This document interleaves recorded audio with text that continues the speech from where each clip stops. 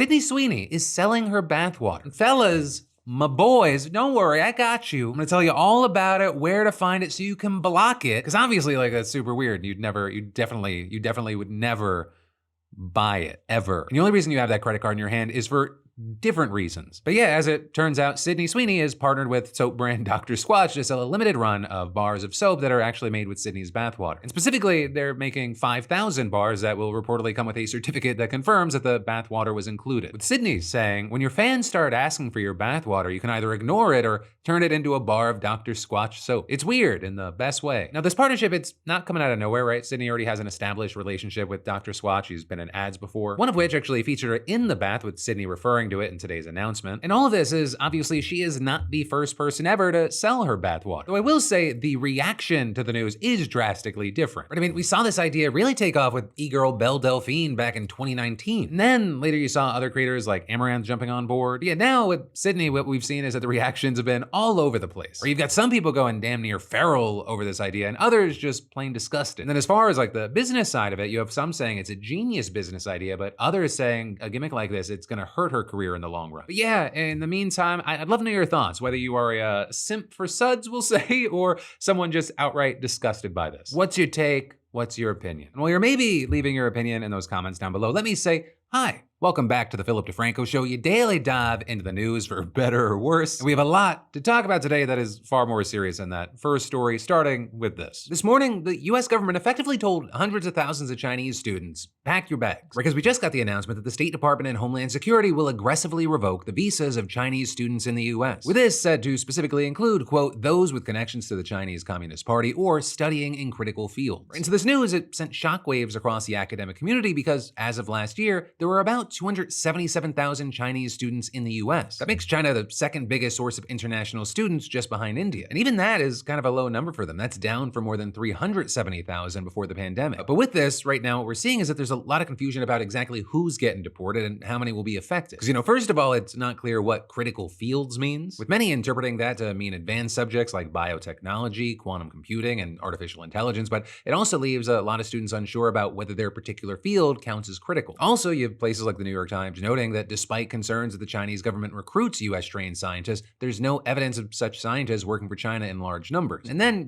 secondly, it's unclear what constitutes a connection to the Chinese Communist Party. Because as of the end of 2023, more than 99 million people, or about 7% of China, were officially members of the CCP. Some of which, though not all, overlapped with the 74 million members of the Communist Youth League. And then when it comes to university students in particular, the numbers grow even more. With seeing, for example, one 2016 paper finding that up to 75% of those in Beijing apply for party membership during their undergraduate years. But then also, very notably, that doesn't necessarily mean that they're true believers, because other research suggests that they're more likely motivated by career advancement, political gain, and social status than ideology. With a number of people saying it's kind of like how it's simply pragmatic to get your membership card for the Communist Party and the Soviet Union. With, for example, John Burns, an emeritus professor at the University of Hong Kong, explaining that the best students in China's elite universities are approached by the party and asked to join. And then saying to NBC it's probably a wise decision on their part, as the CCP is the network of all networks to get ahead in China. The argument being it's not obvious that CCP membership is as nefarious as it might seem, and either way, you have Burns saying that the US government has no independent way of verifying a Chinese student's membership, unless, the students themselves or people who know them reveal it. But also, importantly, the White House's announcement, it goes beyond just revoking visas, with it adding, we will also revise visa criteria to enhance scrutiny of all future visa applications from the People's Republic of China and Hong Kong. And so, all of this, it's a drastic change from previous policy, and you have many saying it does not bode well for US-China relations. Right? Because historically, even the children of most top CCP officials could attend American universities. I mean, even Xi Jinping's daughter graduated from Harvard in 2014 under a pseudonym, although administrators knew who she really was. And all of that is, on the flip side, there were only about 800 Americans studying in China, which on the note of China, as far as their reaction, you had the Chinese Foreign Ministry expressing disappointment at this morning's news, with a spokesperson saying, this politically discriminatory move exposes the hypocrisy of America's long proclaimed values of freedom and openness and will only further damage the United States' international image and credibility. And, you have many Americans agreeing there with, for example, Gary Locke, a U.S. ambassador to China during the Obama administration, telling the New York Times, shutting the door on Chinese students doesn't just betray our values, it weakens our leadership in science, technology, and innovation. And that seeming to be because American research institutions have long attracted some of the most talented students from other countries, and they've benefited from their expertise. Also, like we talked about yesterday, many universities get a large part of their annual revenue from international students who pay full tuition. But that said,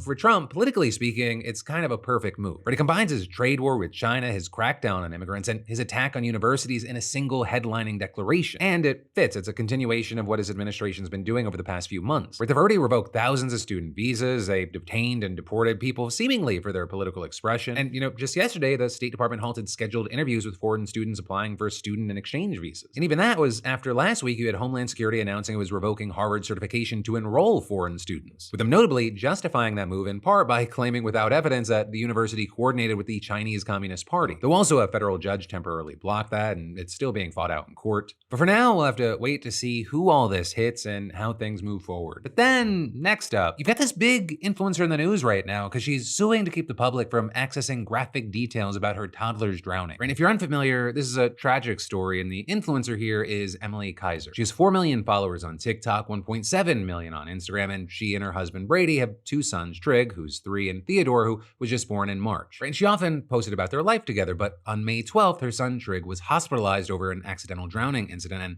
the Chandler Police Department in Arizona, they later confirmed that he died as a result of the drowning on May 18th, with local police saying an investigation into the incident is ongoing and not releasing further details out of respect for the family's privacy. And I will say, because the word investigation, it sometimes rings alarm bells, I want to note that Arizona Central reported that drownings are always investigated to rule out any cases of abuse or extreme neglect, and it would be incredibly rare for charges to be filed in a case like this. Because at the end of the day, you have many saying this looks like just a horrible, accidental, worst-case scenario for any parent enduring a loss, including Emily. But also, that hasn't stopped people online from endlessly speculating about it all, since there were a ton of headlines about the loss of her son. Even though she's turned off her comments on both Instagram and TikTok, you have people posting tons of videos of their own discussing it. Right? Some kind of blaming Emily for not having a fence around the pool, others questioning some of her posts or parenting, and some talking about how they want updates on the situation. In fact, when the news about a local toddler drowning was first reported, the child wasn't even identified, but you still had people connecting the dots on their own and making Emily a trending topic after they traced a photo in a local news story to Emily's house before anyone's name was formally revealed. And then with that, according to a lawsuit that Emily just filed, some have also been trying to access records regarding her son's death and the investigation around it, with Emily filing that suit to keep records regarding her son's death private, and the complaint saying Emily and her family desperately want to grieve in private, but sadly, the public will not let them. Trig's death has become a media frenzy. Appallingly, 100+ public record requests have been filed with both the City of Chandler and Maricopa County Medical Examiner's Office. The records requested presumably reveal graphic, distressing, and intimate details of Trig's death, with Emily saying she's unaware of who's making these 100+ requests, and the suit claiming that many of them are seeking the information for commercial purposes. Now with that, some of the requests, they could very well be from news media and reporters, right? You have outlets like USA Today noting that it had filed a request to access the police report for journalistic reasons. Though with that, the state of Arizona does not consider news gathering to be a commercial purpose when it comes to record requests. Also, according to the suit, the files that people are trying to access potentially include a police report, graphic security camera footage, body camera footage, and 911 recording, and more. And this is Emily claims that neither she and her lawyer have even seen the documents, and Emily doesn't ever intend to. The suit then calling the high number of public access requests an invasion of privacy, and adding, Emily is going through a parent's worst nightmare right now. Emily is trying her best to be there for her surviving son, 2-month-old Theodore, but every day is a battle. To allow disclosure in these circumstances would be to turn Arizona's public records law into a weapon of emotional harm rather than a tool of governmental transparency. Arizona's public records law is not intended to serve public curiosity. Right? So, Emily, she's trying to block the public from obtaining any records related to her son's death, or for the court to at least conduct a full review of all records until they can decide if any portions can be lawfully disclosed. And then with that, you're seeing a lot of people online slamming others for crossing a line and trying to find out more information on what happened. Right? Especially since Emily is dealing with a 2 months postpartum, just to make it all that much more painful. I think we all need to take a look and take an inventory of some of these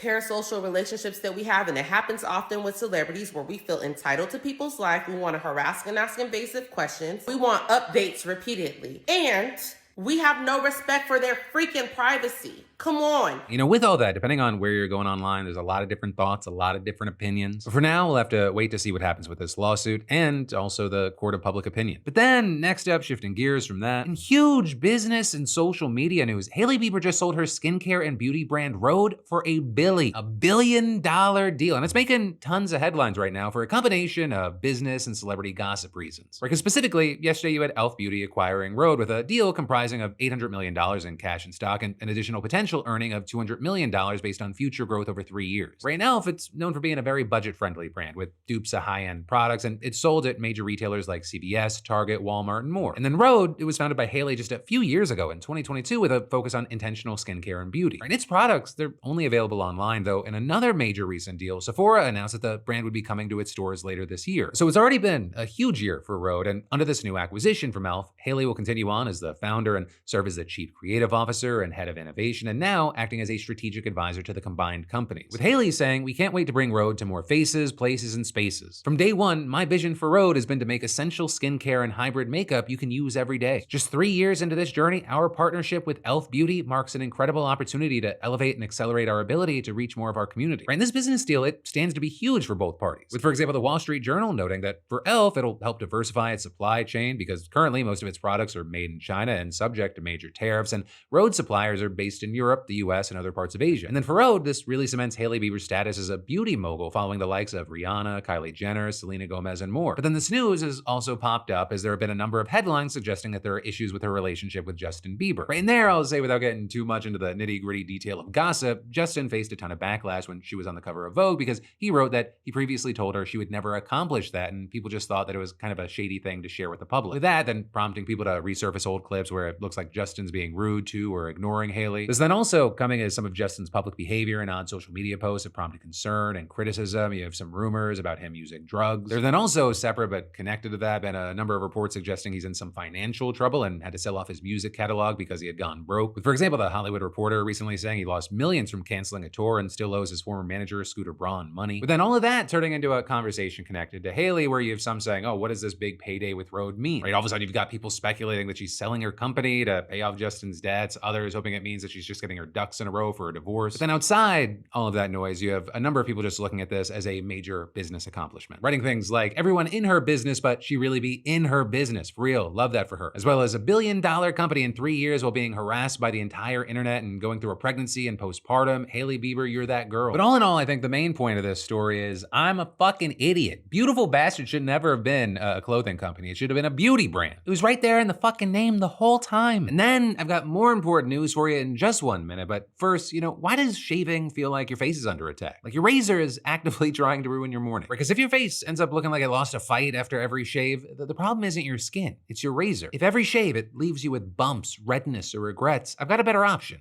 Henson Shave It. It's the razor I used even before they were sponsoring our show. And this thing isn't gimmicky. It's engineered in the same aerospace facility that made parts for the damn Mars rover. Because most razors, the blade flexes and scrapes. I mean, these blades, they barely stick out. We're talking 1/1000th of an inch. So it doesn't even wiggle, tug, or carve you up. Or to translate it means no more redness, bumps, or irritation, just buttery, smooth skin that actually feels healthier. And the savings? They're next level. I mean, once you own the razor, replacement blades are just $3 to $5 a year. Compare that to plastic cartridges that cost more and trash the planet. 2 billion razors end up in landfills every year. So here's the move. Go to hensonshaving.com/DeFranco and use code DeFranco. And add the 100 pack of blades to your cart and you'll get it free with your razor. That's like 2 years of shaving, totally free. Again, that's HENSONSHAVING.com/DeFranco. Code DeFranco, or just hit the QR code on screen. But then, jumping back to the news, Donald Trump's tariffs are illegal. And that's not me saying that. That's the U.S. Court of International Trade. Though notably, a federal appeals court has now already granted the White House's request to temporarily pause the ruling, which specifically came from a 3-judge panel that unanimously rejected not only the tariffs imposed on goods from China, Mexico, and Canada in response to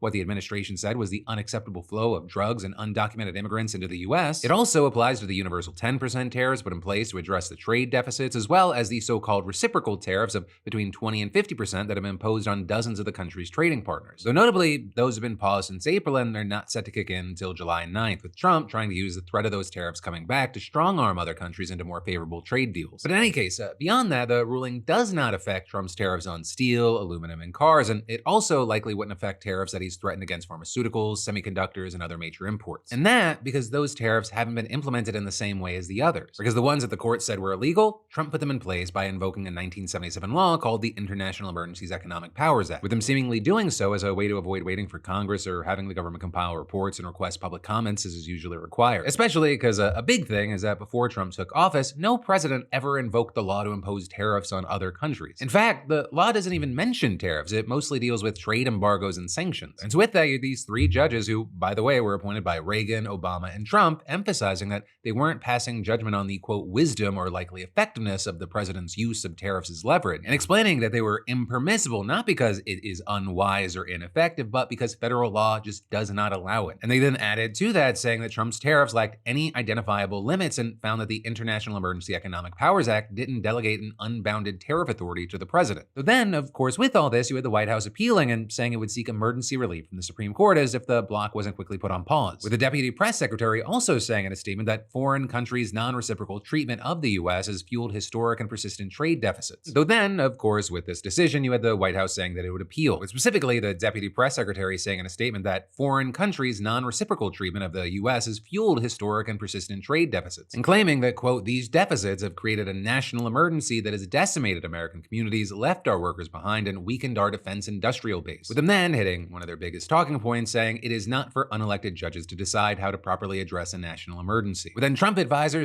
/ human Q-tip Stephen Miller echoing that last sentiment at a social media post saying the judicial coup is out of control. But, ultimately, we're gonna have to see where the appeals process ends up, but notably, if the courts uphold the ruling, businesses which have paid illegally imposed tariffs, they would be entitled to refunds. Though I will say, even if that does happen, that doesn't mean that it's an end to the tariffs. Because for one, Trump might still be able to temporarily launch import taxes of 15% for 150 days on nations which the US runs a substantial trade deficit. And in fact, the court's ruling notes that a president has this authority under Section 122 of the Trade Act of 1974. And then secondly, Trump could also attempt to impose the same tariffs, but just in a different way, with, for example, one former official telling the Washington Post, the president still has ample authority to impose reciprocal tariffs, just through other legal means. So this also is, on the flip side, you have examples like a law professor involved in the case against the government saying that he doesn't think they could impose anything this sweeping under another statute. But hey, in the meantime, we'll have to wait to see, and in the immediate, we've seen markets reacting cautiously but positively, with us seeing, among other things, NASDAQ futures jumping nearly 2% overnight and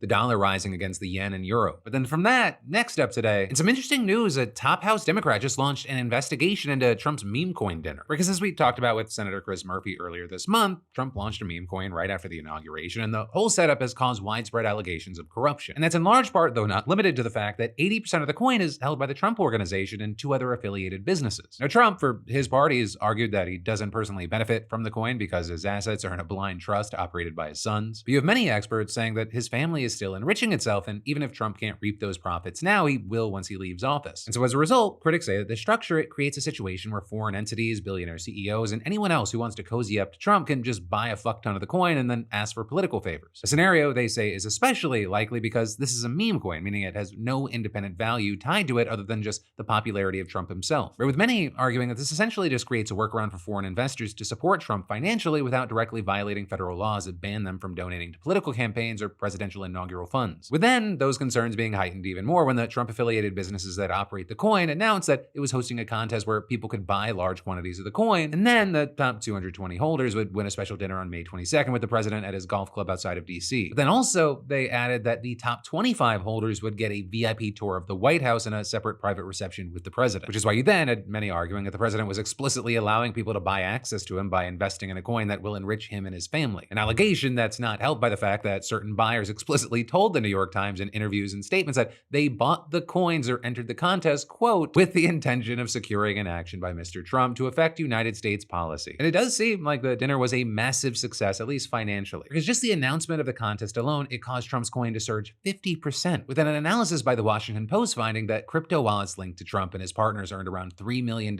just in transaction fees alone by mid-May, right just a few weeks after the gala was announced. And then they added, since Trump's coin debuted in January, the president and his partners have received $312 million from crypto sales and $43 million in fees. As it appears that a large chunk of that is from the dinner contest, with a data analytics firm, Inca Digital, estimating that meme coin buyers spent over $140 million to secure invitations. But then also an analysis by the blockchain analytics company Nansen put the number at more than double that, with them reporting in total the winners spent $394 million on Trump's official cryptocurrency. And they added that the winners ranged from $55,000 to $37.7 million. And while there was interest in the $220 220 top holders, there was extra interest into the top of the top. Right? People asking, who are the people who invested so significantly in the Trump coin and won personal access to the president himself? And well, we essentially just don't know, and that highlights one of the fundamental problems with the whole crypto scheme. Right? The identities of nearly all the coin holders are anonymous, and their purchases were made with untraceable wallets. But that's not to say that we haven't gotten some insight. You have the Post, for example, finding that around half of the top 220 owners of the Trump meme coin have also received coins from crypto exchanges that reject customers from the US, indicating they could be foreign buyers. With that then also backed up by an analysis by Bloomberg, which also found that 76% of the token value held among the top 220 likely belongs to foreign owners based on their use of exchanges US residents can't access. And at least some of the highest spenders have been identified, like Chinese-born crypto billionaire Justin Sun, who revealed himself as the #1 buyer of Trump coin. But he purchased nearly $19 million worth of the token. And that's crazy notable because his financial ties to Trump-linked companies have already raised eyebrows. In 2023, the SEC brought civil charges against Sun and several of his companies over allegations that they were fraudulently manipulating the market. But after Trump's win in November, Sun invested $75 million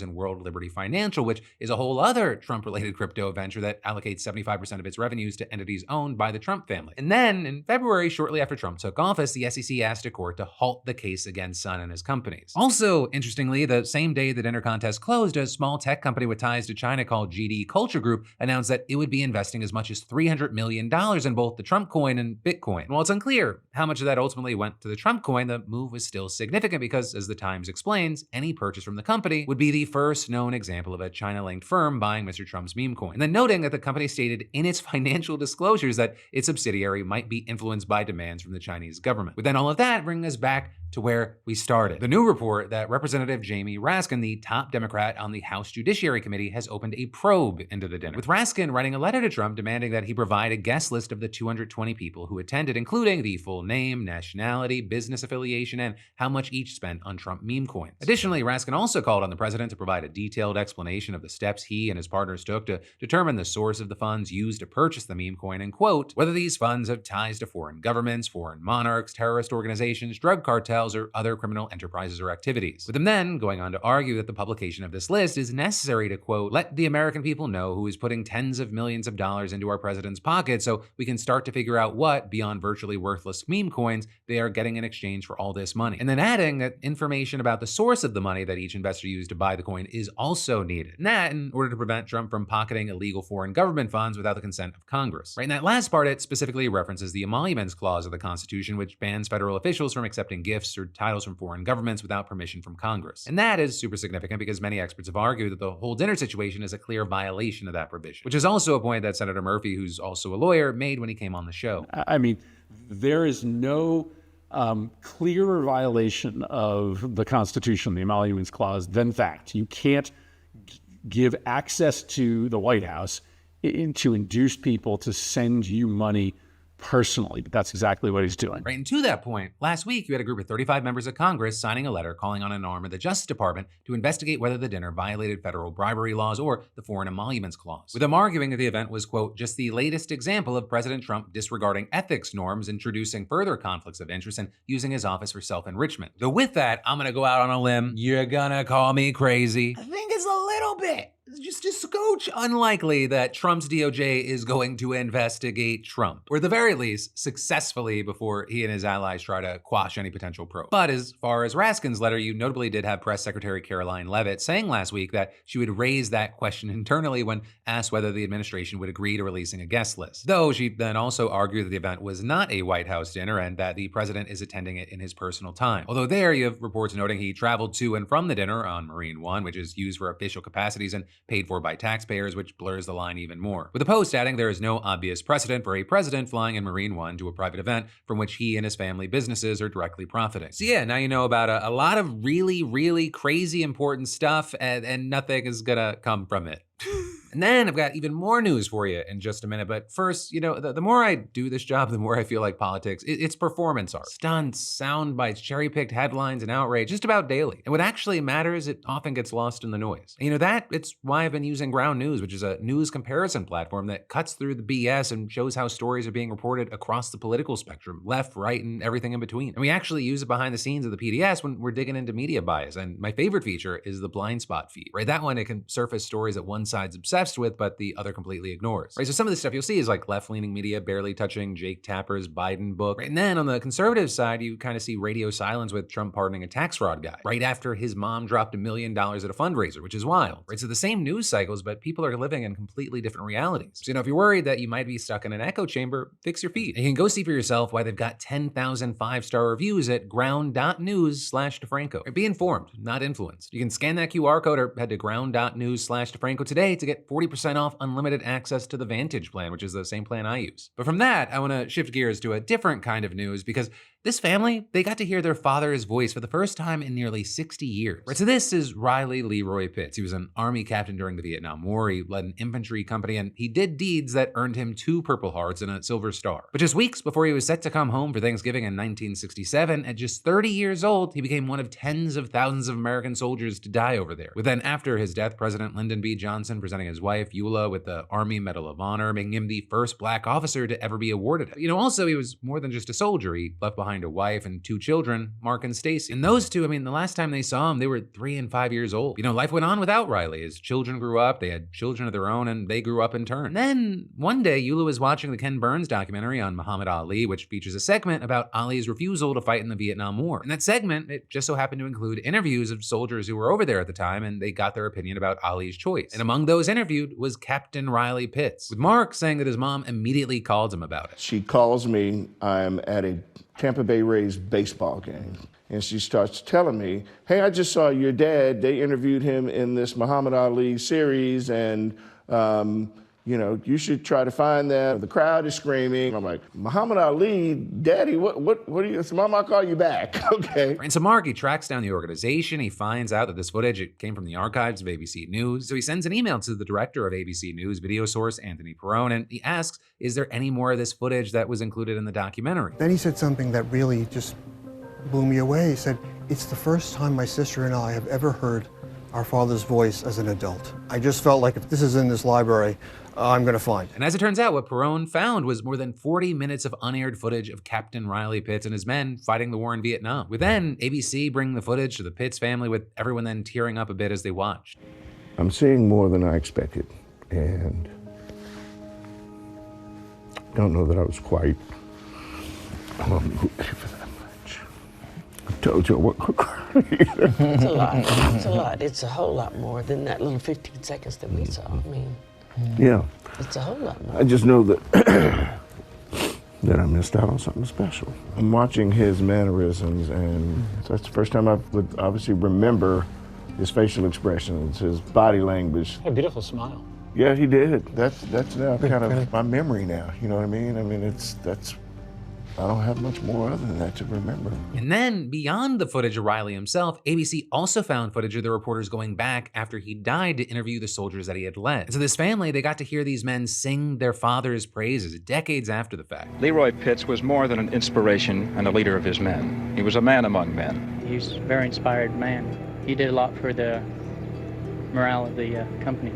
Without his leadership, everybody would have completely fell apart. But then, finally today, I want to give out a congratulations and talk about y'all's comments on yesterday's show. Starting with a congratulations to Emma as SeatGeek's latest weekly winner, who just scored $500. With Emma looking forward to using her winnings to see Kali Uchis. And for the rest of y'all, that's right, SeatGeek is still giving away $500 in tickets, and you should definitely enter today if you haven't already. Just imagine being the next winner and snagging $500 towards seeing your favorite artist, sporting event, or play. And there's like over 70,000 events to choose from. You just add code PDS to your SeatGeek app profile for a chance at the weekly $500 prize, no purchase necessary. With that said, diving into yesterday's comments, you'd some scoffing at Rubio, saying the fact that Rubio attacks the First Amendment with one order and then immediately turns around and accuses other countries of doing the same to us says everything you need to know about these hypocrites. Phoenix Luck also saying America claims the EU is limiting free speech. Also, America combs through social media of 18-year-old international students. Others saying laws for thee, but not for me is all I'm currently hearing from Rubio. With Cheyenne then adding, if the government is going through social media posts of international students, what's stopping them from going through the social media posts of Americans who disagree with the current administration? Meanwhile, others like Patchy noting nuking higher education in America surely couldn't have devastating consequences in both the short and long term. Then in addition to that, some of y'all were taking swipes at Elon Musk, right? Quoting him saying, we're not dictators, we're the advisors, and saying Elon Musk says that while his Doge lackeys, quote, advise government workers to comply or be fired. And then finally, outside of really that, the rest of the comments were just made fun of me saying Bedfordshire, which I will look up right now.